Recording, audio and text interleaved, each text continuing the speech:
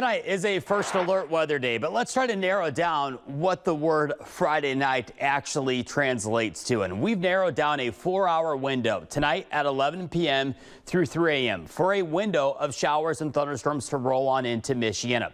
But thanks to the cloud cover, as well as a very late arrival time for these thunderstorms to move on into the area, I think overall our severe weather risk is very, very low, almost as close to zero as it can be without becoming zero. Nonetheless, we will continue to monitor the situation for tonight, and we will provide you with updates on the WNDU First Alert Weather app in regards to some of these showers and thunderstorms that could produce a damaging wind gust in excess of 50 miles per hour and some small hail. But I think the bigger culprit is just going to be some loud storms overnight that may wake some of the kiddos, the pets, and even yourself up as we head on into the overnight hours. And this is the area highlighted in yellow here, with a live look at First Alert Weather Radar. Just shortly after 6:15 p.m. Eastern time, this is the cold front back off to our west right now, and this is where these showers and thunderstorms will continue to grow and eventually work their way eastward. But in this yellow shaded area, they've had also a whole lot of cloud cover, which is not good news if you want to see severe weather.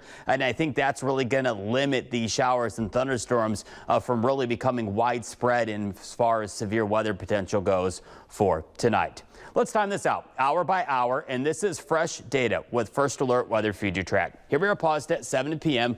1 or 2 stray showers around, maybe a clap or two of thunder, but we wait until we head on into tonight. And by tonight, we're looking at 11 p.m. midnight for the arrival time of some of these scattered showers and thunderstorms to approach us from the west. And as they move on into Michiana, I think a bigger bark than bite will set on up with these showers and thunderstorms. And notice how, again, we're not looking at widespread chances for severe weather, just maybe an isolated storm or two that could get a little excited and produce with it a wind gust in excess of 50 miles per hour, as well as some small hail. But I think the bulk of Michiana we'll be able to sleep easy tonight. This will not be like our previous 2 severe weather events that we've had this spring season.